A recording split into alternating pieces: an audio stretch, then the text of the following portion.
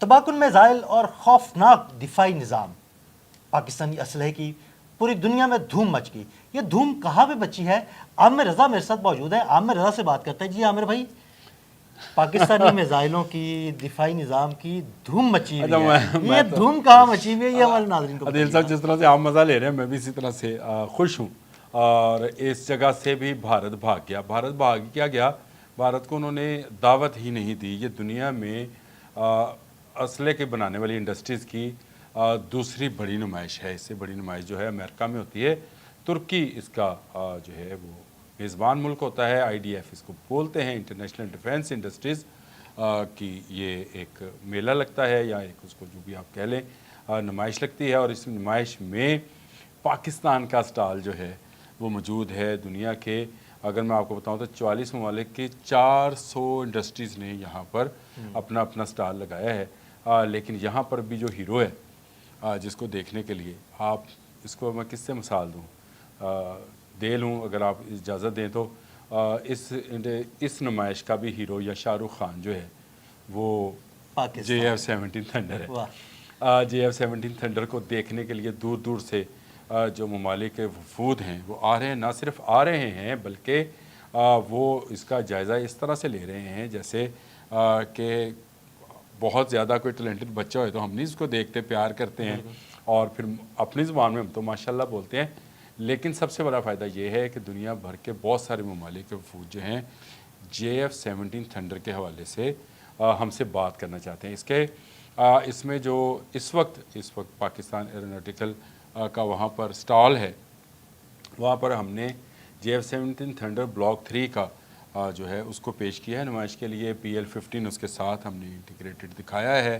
ایسا ریڈار جو ہے وہ اس کے ساتھ شامل ہے.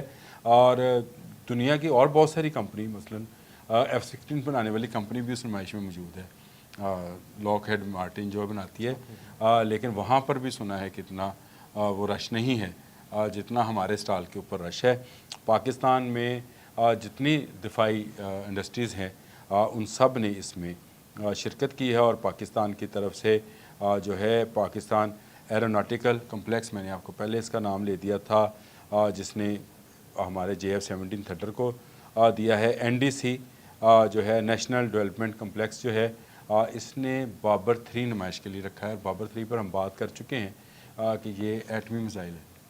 بالکل، یعنی اس میں ایٹمی وار ہیڈ لے جانے کی صلاحیت موجود ہے اور 500 کلومیٹر تک اس کی رینج ہے اور اس کو آپ دوز سے فائر کیا جا سکتا ہے. یہیں پر کراچی جو ہیوی مکینیکل ہے، ہیوی مکینیکل انڈسٹری ٹیکسلا، وہ یہاں پر موجود ہے. اس میں جو دفاعی مشینری ہے جس میں بختر بند گاڑیاں ہیں، جس میں میزائل لانچرز کی بنانے والی گاڑیاں ہیں، کرینز ہیں، عارضی پل ہیں، ان کی نمائش اور ان کے ماڈلز موجود ہیں. ایک اور بڑی اہم چیز جو یہاں پر موجود ہے وہ ہماری ہنگور کلاس کی آبدوز کا ماڈل ہے. یہ دیکھیں، میں نے آپ سے شاید میرا خیال 3-4 گھنٹے پہلے بات کی تھی اور میں نے آپ کو بتایا تھا کہ اصل بات آبدوز کی نہیں ہے. اصل بات یہ ہے کہ پاکستان اس ٹیکنالوجی پر آ گیا ہے، وہ ٹیکنالوجی جو کہ آپ کو آبدوز بنانے کی صلاحیت فراہم کرتی ہے. میں نے اس وقت مثال بھی دی تھی کہ ہم نے JF-17 تھنڈر جو ہے، جب ہم نے اس کی ٹیکنالوجی لی تو پھر ہم نے اس میں موڈیفیکیشن کی اور موڈیفیکیشنز کے بعد آج دنیا بھر میں اس کی ڈیمانڈ بڑھ رہی ہے. کہیں مصر ہے، بنگلہ دیش ہے، سری لنکا ہے، آذربائیجان ہے، ارجنٹائن ہے، نائجیریا ہے. اب تو میں نام ملک یاد ہو گیا مجھے. اسی طرح ہم نے نمائش کے لیے جو ہے کراچی نیول شپ یارڈ کی ہنگور کلاس کی جو ہماری سب میرین ہے اس کا ماڈل بھی یہاں پر پیش کیا ہے. ہم یہاں پر اپنے بہت سارا دوسرا ایسا اسلحہ جس کا شاید ہمارے بہت سارے لوگوں نے نام بھی نہیں سن رکھا تھا ان کو بھی پیش کیا. ہم نے ایک ایسا بوم وہاں پر پیش کیا، نام آج میں نہیں بتاؤں گا آپ کو، نام آپ کسی اور دن کے لیے رکھیں یا اس کے لیے پروگرام رکھ لیں، کیونکہ وہ لیزر گائیڈڈ بوم ہے. اور سب سے بڑی بات ہے کہ دنیا میں صرف 3 ممالک ایسے ہیں جو اس قسم کے لیزر گائیڈڈ جہاز سے گرائے جانے والے بم رکھتے ہیں. ایک کا نام، اس ملک کا نام میں آپ کو بتا دیتا ہوں، امریکہ ہے، رشیا ہے اور تیسرا ملک پاکستان ہے. تو یہ بڑی فخر کی بات ہے پاکستان کے لیے کہ پاکستان ایسے بامز جو ہیں اور ان کو JF-17 تھنڈر کے ذریعے ہی گرانے کا جو ہے لانچر ہے ہمارے پاس موجود ہے. اور یہ اب میں اس بم کے بارے میں اگر بتانا شروع کروں گا تو پھر ایک پروگرام تو اس پر عدیل صاحب ہو جانا ہے. تو ہم نیکسٹ جب چاہیں کر لیجئے گا، اس پہ الگ ہم جب چاہے ویلوگ کر لیں گے. لیجئے گا. لیکن میں آپ کو بتا دوں کہ دنیا کے وہ کوئی ایسا بنکر نہیں بنا جو اس بم سے محفوظ رہے گا. زبردست. آپ بھارت کی آپ دیکھیں نا، بھارت اس میں نمائش میں بھی نہیں گیا بلکہ بلایا نہیں گیا، اور بھارت آہستہ آہستہ دنیا سے نہیں اگر عامر بھائی بلایا جاتا تو لے کے کیا جاتا. ہاں یہ بھی بات ٹھیک ہے. اس میں ایک اور چیز جو ہے جو مجھے بڑی اٹریکٹ کی، پتہ نہیں آپ کو اس کے بارے میں کہیں گے، وہ ایک بندوق ہے. اور یہ بندوق پاکستان آرڈیننس فیکٹری نے تیار کی ہے، اور کہا یہ جاتا ہے کہ اس کی ایکوریسی اس وقت ان امریکن اور اٹیلین بندوقوں کے برابر ہے. اور اس کے بھی خریدار آپ دیکھیے گا بہت سارے ہمیں ملیں گے وہاں سے. آہستہ آہستہ ڈیفنس انڈسٹریز کے اندر ہمارا نام جو ہے وہ بنتا چلا جا رہا ہے. جس طرح سے ہم نے بھارت کو شکست دی ہے، اس کے بعد سے ہماری بنائی ہوئی تمام پروڈکٹس کا میں نے ابھی ایک تھنک ٹینک کے اوپر بھی ایک ویلاگ کیا تھا سٹیمسن سینٹر کے حوالے سے، اور اس کے فرینک اوڈونل نے بھی ایک آرٹیکل لکھا اور اس نے کہا کہ پاکستان کا خطے میں میزائل بنانے میں کوئی جواب نہیں ہے.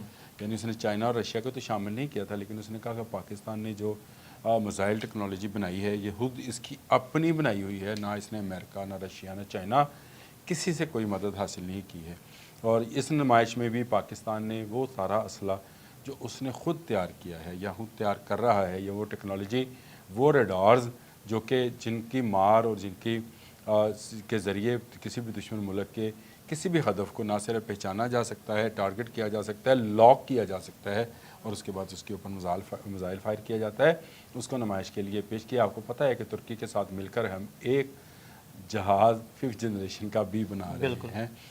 اس حوالے سے بھی اگر آپ کبھی بات کرنا چاہیں تو ضرور کریں. لیکن آج میرا موضوع یہ نہیں ہے. آج میرا موضوع IDF-25 پہ وہ سٹال ہے. یہ 22 تاریخ سے شروع ہے، 27 کو یہ ختم ہو جائے گی نمائش.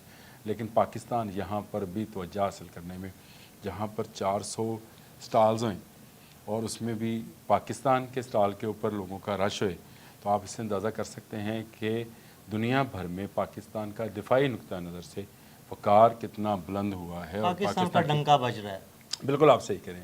اور اس کی بڑی وجہ ہماری اس وقت کی جو لیڈرشپ ہے، چاہے وہ بری فوج کی لیڈرشپ ہے، چاہے وہ فضائیہ کی ہے، چاہے وہ بحریہ کی ہے، وہ لیڈرشپ صرف پاکستان کے لیے نہیں ہے بلکہ پورے عالم اسلام کے لیے. میں ہمیشہ یہ بات کہتا ہوں، اور پاکستان کو اسی نقطہ نظر سے تمام ممالک دیکھتے ہیں. پاکستان کی جو دفاعی ٹیکنالوجی ہے اور جو دفاعی ٹیکنالوجی استعمال کرنے کی صلاحیت ہے، اس سے لوگ فائدہ اٹھانا چاہتے ہیں. بہت ساری کمپنیز کو یہاں سے ضرور بہت سارے آرڈرز ملیں گے، اور کچھ آرڈرز اس کے بعد ڈیولپ ہوئیں گے. لیکن ایک آرڈر تو آج بھی مل رہا ہے، اور وہ یہ ہے کہ بہت سارے ممالک یہ چاہتے ہیں ان کے پائلٹس کو پاکستانی پائلٹس جو ہیں وہ کوچ کریں، یعنی ان کو سکھائیں کس طرح سے آپ اپنی جان پر کھیل کر جذبے کے ساتھ آپ دشمن ملک کی بہتر قوت کو بھی ناکام بنا سکتے ہیں. وہ 313 اور 1000 والا جو معاملہ ہے وہ آج بھی ہے. فضائے بدر پیدا کر فرشتے تیری نصرت کو.